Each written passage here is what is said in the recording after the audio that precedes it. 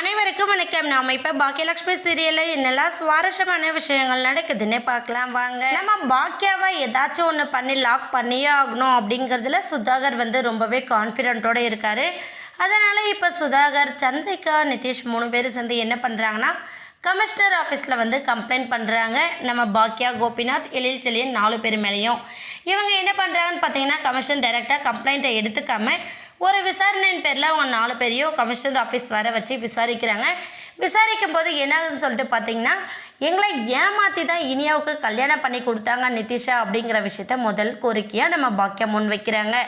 உடனே கமிஷனர் என்ன பண்ணுறாங்கன்னா, என்னம்மா இவ்வளோ வசதியான வீட்டு குடும்பம் தெரிஞ்சு தானே கல்யாணம் பண்ணி கொடுத்தீங்க அப்படிங்கிற மாதிரி கேட்க, இல்லை சார், என் பொண்ணு சந்தோஷமாக இருந்தால் போதும்னு ஒரே ஒரு காரணத்துக்காக என்னோட 2 ரெஸ்டாரண்ட்டை எல்லாம் இழந்துட்டு அவளோட வாழ்க்கை சந்தோஷமாக இருக்குன்னு கல்யாணம் பண்ணி கொடுத்தோம். இல்லை, அவர் ஆரம்பத்தில் தப்பு பண்ணதாக கூட இருக்கட்டும், மறந்துட்டு திரும்ப சந்தோஷமாக வாழலான்னு இல்லாமல் திரும்ப போதை பழக்கத்துக்கு அடிமையாய் திரும்ப அரெஸ்டான ஒருத்தரோட என் பொண்ணு எப்படி வாழ்வா, அந்த இடத்துல உங்கள் பொண்ணு இருந்தால் சந்தோஷமாக இருப்பீங்களா நீங்கள் அப்படிங்கிற அளவுக்கு நம்ம பாக்கியா பின்னி பெடல் எடுத்துகிட்டு இருக்காங்க நம்ம கமிஷனர்கிட்டயே. கமிஷனர் ஒரு கட்டத்தில் பாக்கியா பக்கம் எந்த தப்பு இல்லை அப்படிங்கிறத தெரிஞ்சுக்கிறாங்க. தெரிஞ்சுக்கிட்டதுனால என்ன பண்ணாங்க, இந்த கேஸை கண்டிப்பாக தொடர்ந்து நடத்த முடியாது, ஏன்னா சாட்சிகள் சந்தர்ப்பம் எல்லாமே பாக்கியா ஃபேமிலிக்கு ஆதரவாக இருக்கிறதுனால உங்களுக்கு கண்டிப்பாக சப்போர்ட்டிவாக பாசிட்டிவான பதில் எதுவுமே கிடைக்காது அப்படின்னு சொல்லிட்டு நிதிஷ்க்கும் சந்திரிகாவுக்கும் சொல்லி அனுப்பிடுறாங்க.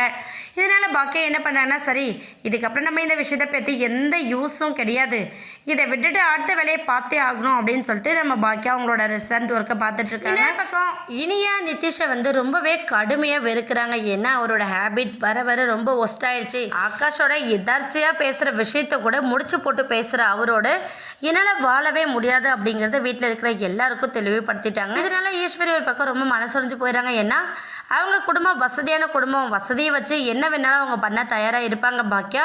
இதுக்கப்புறம் நம்ம இனியாவை ரொம்ப கேர்ஃபுல்லாக பார்த்துக்கணும் அப்படிங்கிற மாதிரி நம்ம ஈஸ்வரி சொல்கிறாங்க. பாக்கியா இல்லத்தை நம்ம கேர்ஃபுல்லாக இருக்க வேண்டியது அவசியம் தான். அதுக்காக அவங்களுக்கு பயந்துட்டு இனியாவை ஒரு அடிமை மாதிரி நம்ம வீட்டில் வச்சுருக்க முடியாதுல்ல, அவள் சந்தோஷமாக இருக்கட்டும் அத்தை, கொஞ்ச நாள் வேலைக்கு போகட்டும், அவளுக்கு என்ன பிடிச்சிருக்கோ அதை செய்யட்டும் அப்படின்னு சொல்லிட்டு நம்ம பாக்கியா சொல்கிறாங்க.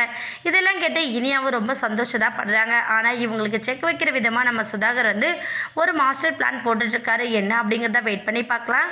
இந்த வீடியோ உங்களுக்கு பிடிச்சிருந்தா மறக்காமல் நம்ம சேனலை சப்ஸ்கிரைப் பண்ணுங்கள். தேங்க்யூ.